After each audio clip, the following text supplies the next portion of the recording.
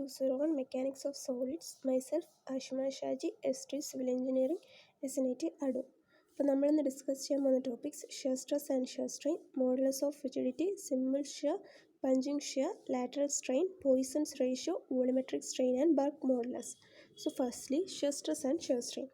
Shear stress denote ചെയ്യുന്നത് to എന്നാണ്. So shear stress is the stress induced in the body which is subjected to two equal and opposite forces which are acting tangentially across the resisting section, as a result of which the body tends to shear off across the section is known as shear stress. അതായത് ഒരു ബോഡിയിൽ two equal and opposite forces ടാൻജൻഷ്യലായിട്ട് act ചെയ്യുകയാണെങ്കിൽ ആ ബോഡിയിൽ ഈ act ചെയ്ത ലോഡിന് ഈക്വലായിട്ട് ഒരു റെസിസ്റ്റീവ് ഫോഴ്സ് ക്രിയേറ്റ് ചെയ്യും. അപ്പം അങ്ങനെ ഉണ്ടാകുന്ന റെസിസ്റ്റീവ് ഫോഴ്സ് കാരണം ആ ബോഡിയിൽ ഒരു ഷിയറിങ് ആക്ഷൻ ഉണ്ടാകും. അതിനെയാണ് ഷിയർ സ്ട്രെസ് എന്ന് പറയുന്നത്. So let us consider a rectangular block of height h, length l and width unity. So the bottom face AB of the block is fixed to the surface and let a force P be applied tangentially along the top face CD of the block. Such a force acting tangentially along a surface is known as shear force. അതായത് ഈ ബ്ലോക്കിൽ C D എന്ന A B എന്ന face fixed ആണ്. So നമ്മൾ C D എന്ന ഫേസിലേക്ക് ടാൻജൻഷ്യലായിട്ട് ഒരു load P apply ചെയ്യുകയാണെങ്കിൽ ആ ആക്ട് ചെയ്യുന്ന ഫോഴ്സിനെയാണ് നമ്മൾ ഷിയർ ഫോഴ്സ് എന്ന് പറയുന്നത്. സോ ഇങ്ങനെ ഈ ആക്ട് ചെയ്ത ഫോഴ്സിന് ഈക്വലായിട്ട് ഒരു റെസിസ്റ്റീവ് ഫോഴ്സ് ഇതിൽ ക്രിയേറ്റ് ചെയ്യും. സോ ഇതിൽ ഈ ബ്ലോക്കിൽ എക്സ് എന്ന ലൈൻ വെച്ച് നമ്മൾ ഈ ബ്ലോക്കിനെ രണ്ടായിട്ട് ഡിവൈഡ് ചെയ്യും. അപ്പം the upper part will be in equilibrium if P is equal to resistance. അതായത് അപ്പർ പാർട്ട് ഇക്വിലിബ്രിയം ആയത് നമ്മൾ അപ്ലൈ ചെയ്ത ലോഡിന് ഈക്വലായിട്ടാണ് റെസിസ്റ്റൻസ് എങ്കിൽ ഇതിൻ്റെ അപ്പർ പാർട്ട് ഇക്വിലിബ്രിയം ആയിരിക്കും. അതായത് അതിന് ചേഞ്ച് ഒന്നും. Similarly the lower part will be in equilibrium if P is equal to resistance. അതായത് ലോവർ പാർട്ടും ഇക്വിലിബ്രിയമിൽ തന്നെ ആയിരിക്കും ഈ നമ്മൾ ആക്ട് ചെയ്ത ലോഡിന് ഈക്വലായിട്ടാണ് റെസിസ്റ്റൻസ് ക്രിയേറ്റ് ചെയ്യുന്നതെങ്കിൽ. So this resistance is known as shear resistance. So shear stress tau is equal to shear resistance by shear area. Shear resistance that's equal to R. Tau is equal to R by A. Since P is equal to resistance, അതായത് apply ചെയ്ത load റെസിസ്റ്റൻസിന് equal ആയതുകൊണ്ട് നമുക്ക് ആറിന് പകരം P എന്ന് കൊടുക്കാം. So tau is equal to P by A. A is equal to length into thickness ആണ്. ഇവിടെ തിക്നെസ് 1 ആയതുകൊണ്ട് to is equal to P by L ആണ്. So next is shear strain. Shear strain എന്ന് പറഞ്ഞാൽ strain produced due to shear stress is known as shear strain. അതായത് shear stress കാരണം ഒരു strain ഉണ്ടാവുക അതിനെയാണ് നമ്മൾ shear strain എന്ന് പറയുന്നത്. ഇവിടെ bottom face is fixed so that the face ABCD is distorted to ABC'D' through an angle theta. അതായത് തീറ്റ എന്ന ആംഗിൾ വെച്ചിട്ട് ഈ സി ഡി എന്ന ഫേസ് C'D' എന്ന പൊസിഷനിലോട്ട് ചേഞ്ച് ചെയ്തത് ഷിയർ സ്ട്രെസ് കാരണം. സോ അവിടെ നമ്മൾ തീറ്റ എന്ന് പറയുന്നത് ഈ ഡിസ്പ്ലേസ്മെൻറ്റ് ഡിവൈഡഡ് ബൈ ഈ ഡിസ്റ്റൻസ് എ ഡി, അതായത് ഈ D' ചേഞ്ച് ആയ ആ ഡിസ്റ്റൻസ് ഡിസ്പ്ലേസ്മെൻറ്റ് ഡിവൈഡഡ് ബൈ ഈ എ ഡി എന്ന ഡിസ്റ്റൻസ്, അതാണ് ഷിയർ സ്ട്രെയിൻ. അതായത് ഷിയർ സ്ട്രെയിൻ എന്ന് പറഞ്ഞാൽ ആംഗിൾ തീറ്റ ആണ്. So theta is equal to D' divided by A D or C' divided by B C ആണ്. So theta is equal to DL by H. അതായത് ഇത് ഇതിൻ്റെ distance divided by height ആണ് theta. Next is modulus of rigidity. Modulus of rigidity എന്ന് പറഞ്ഞാൽ the ratio of shear stress to the corresponding shear strain within the elastic limit is known as modulus of rigidity or shear modulus as is denoted by the simple letter G. അതായത് modulus of rigidity എന്ന് പറഞ്ഞാൽ shear stress by shear സ്ട്രെയിനെയാണ് നമ്മൾ modulus of rigidity എന്ന് പറയുന്നത്. Next is simple shear. Simple shear എന്ന് പറഞ്ഞാൽ simple shear is the deformation in which parallel planes in a material remain parallel and maintain a constant distance while translating relative to each other. അതായത് ഒരു യൂണിഫോമായിട്ട് shear act ആവുകയാണെങ്കിൽ അവിടെ act ആകുമ്പോൾ ഒരു material യൂണിഫോമായിട്ട് shear act ആവുകയാണെങ്കിൽ ആ material അതിൽ deformation സംഭവിക്കും. അപ്പം അങ്ങനെ ഡീഫോർമേഷൻ സംഭവിച്ചു കഴിഞ്ഞാൽ അതിൻ്റെ ഏരിയയിൽ ചേഞ്ച് ഉണ്ടാവില്ല. ബട്ട് ദ മെറ്റീരിയലിന് പാരലായിട്ട് ഒരു ഡിഫോർമേഷൻ സംഭവിക്കുകയാണെങ്കിൽ ഈക്വൽ ഡിസ്റ്റൻസിൽ ഈക്വലി പാരലായിട്ട് ഡിഫോർമേഷൻ സംഭവിക്കും ആവുന്നത് അതിൻ്റെ ഏരിയയ്ക്ക് ഡിഫറൻസ് വരില്ല. ഡീഫോർമേഷൻ സംഭവിക്കുകയാണെങ്കിൽ അതിൻ്റെ ഏരിയയ്ക്ക് ഡിഫറൻസ് ഉണ്ടാകത്തില്ല. അതിനെയാണ് നമ്മൾ സിമ്പിൾ ഷിയർ എന്ന് പറയുന്നത്. Next is punching shear. Punching shear is a type of failure of reinforced concrete slabs subjected to high localized forces in flat slab structures. This occurs at column support points. This failure is due to shear. This type of failure is catastrophic but because no visible sign are shown prior to failure. അതായത് punching shear എന്ന് പറഞ്ഞാൽ അതൊരു shear failure ആണ്. So അതുണ്ടാകുന്നത് structure mostly സ്ലാബിലും ഫൗണ്ടേഷനിലുമാണ് ഇതുണ്ടാകുന്നത്. ഒരു കോൺക്രീറ്റ് സ്ട്രക്ചറിൻ്റെ ഒരു പോയിന്റിൽ തന്നെ ഏറ്റവും കൂടുതൽ, അതായത് ഹൈ കോൺസെൻട്രേറ്റഡ് ലോഡ് കൊടുക്കുകയാണെങ്കിൽ അവിടെ ഉണ്ടാകുന്ന ഫെയിലിയറിനെയാണ് പഞ്ചിങ് ഷിയർ എന്ന് പറയുന്നത്. So it's a type of shear failure. Next is lateral strain.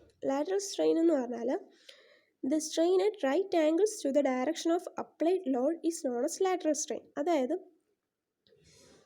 നമ്മൾ അപ്ലൈ ചെയ്ത ലോഡിന് റൈറ്റ് ആംഗിളായിട്ട് ഉണ്ടാകുന്ന സ്ട്രെയിനെയാണ് നമ്മൾ ലാറ്ററൽ സ്ട്രെയിൻ എന്ന് പറയുന്നത്.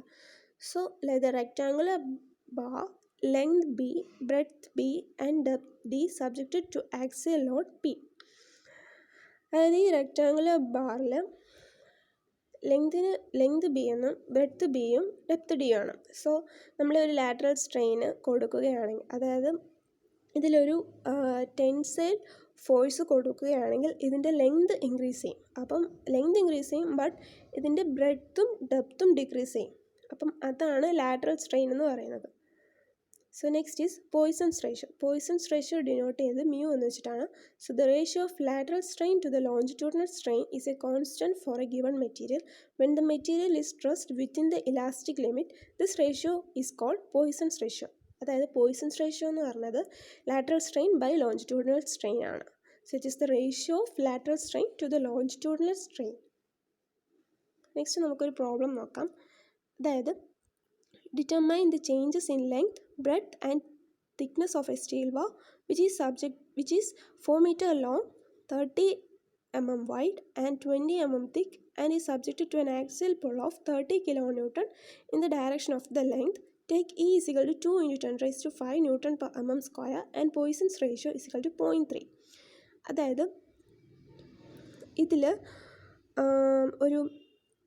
ഇതിനകത്ത് കണ്ടുപിടിക്കാനുള്ളത് നമുക്ക് determine the changes in length, breadth and thickness ആണ്. അതായത് ഡെൽറ്റ എല്ലും ഡെൽറ്റ ബിയും ഡെൽറ്റ ടിയുമാണ് കണ്ടുപിടിക്കാനുള്ളത്. ഇതിൻ്റെ ലെങ്ത് തന്നിട്ടുണ്ട്. ലെങ്ത് എന്ന് പറയുന്നത് 4 മീറ്റർ ആണ്. അതിനെ നമുക്ക് മില്ലിമീറ്ററിലോട്ടാക്കുമ്പം 4 into 10 raised to 3, that is 4000 mm ആണ്. ബ്രെഡ്ത്ത് എന്ന് പറയുന്നത് 30 mm, തിക്നെസ് എന്ന് പറയുന്നത് 20 mm. അപ്പം നമുക്കിത് വെച്ചിട്ട് ഏരിയ കണ്ടുപിടിക്കാം. ഏരിയ എന്ന് പറയുന്നത് ബ്രെഡ്ത്ത് ഇൻറ്റു തിക്നെസ് ആണ്. So B into T is equal to 30 into 20, that is equal to 600 mm square.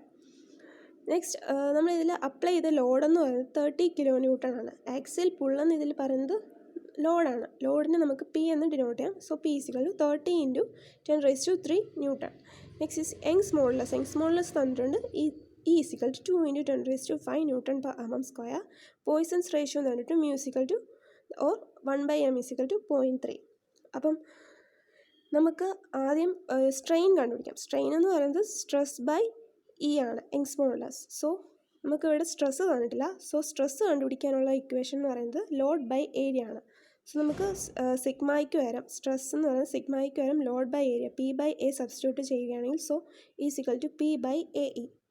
Next, strain is equal to sigma by AE, that is equal to P by AE. So P by AE values substitute ചെയ്യുമ്പോൾ Pക്ക് വരും 30 into 10 raised to 3ഉം area എന്ന് പറയുന്നത് 600ഉം E എന്ന് പറയുന്നത് 2 into 10 raised to 5 ആണ്. So സ്ട്രെയിനിൻ്റെ value കിട്ടും 0.00025.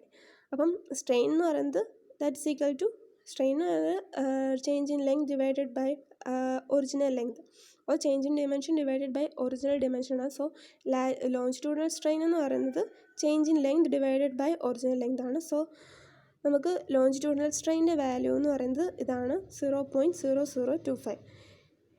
So നമുക്ക് delta L ഇതിൽ നിന്ന് കണ്ടുപിടിക്കാം. ഒറിജിനൽ ലെങ്ത് നമുക്ക് തന്നിട്ടുണ്ട്. So delta L is equal to change in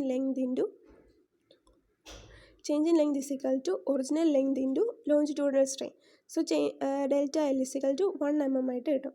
next നമുക്ക് മ്യൂ കാൽക്കുലേറ്റ് ചെയ്യാം. മ്യൂ കാൽക്കുലേറ്റ് ചെയ്യാനുള്ള ഇക്വേഷൻ എന്ന് പറയുന്നത് lateral strain by longitudinal strain ആണ്. ഇവിടെ മ്യൂവിൻ്റെ വാല്യൂ തന്നിട്ടുണ്ട്, ലോഞ്ചിറ്റ്യൂഡിനൽ സ്ട്രെയിൻ്റെ വാല്യൂ നമ്മൾ കണ്ടുപിടിച്ചിട്ടുണ്ട്. സോ ലാറ്ററൽ സ്ട്രെയിൻ എന്ന് പറയുന്നത് മ്യൂ ഇൻറ്റു ലോഞ്ചിറ്റ്യൂഡിനൽ സ്ട്രെയിൻ ആണ്.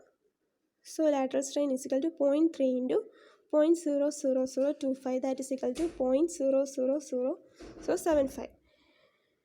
നെക്സ്റ്റ് നമുക്കറിയാം ലാറ്ററൽ സ്ട്രെയിൻ എന്ന് പറയുന്നത് delta B by B or delta T by T. So delta ബിയുടെ വാല്യൂ ഇതിൽ നമുക്ക് കണ്ടുപിടിക്കാം, B into lateral strain. So delta ബിക്ക് ഒറിജിനൽ ബ്രെഡ്ത്തിൻ്റെയും ലാറ്ററൽ സ്ട്രെയിൻ്റെയും വാല്യൂ സബ്സ്റ്റിറ്റ്യൂട്ട് ചെയ്യുമ്പോൾ ഡെൽറ്റ ബിയുടെ വാല്യൂ കിട്ടും 0.00225 mm. നെക്സ്റ്റ് ഡെൽറ്റ ടി കണ്ടുപിടിക്കുന്നത് original thickness into lateral strain. So delta T എന്ന് പറയുന്നത് 20 ഇൻറ്റു ലാറ്ററൽ സ്ട്രെയിൻ ചെയ്യുമ്പോൾ ഡെൽറ്റ ടിയുടെ വാല്യൂ കിട്ടും 0.0015 mm. Next volumetric strain.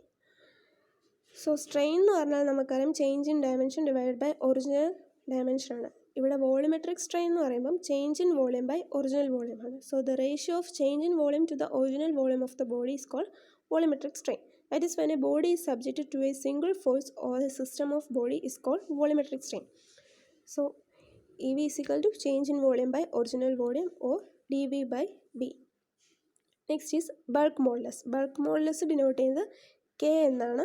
So when a body is subjected to a mutually perpendicular like and equal direct stresses, the ratio of direct stress to the corresponding volumetric strain is found to be constant for a given material when the deformation is within the elastic limit. അതായത് bulk modulus K എന്ന് പറയുന്നത് direct stress by volumetric strain ആണ്.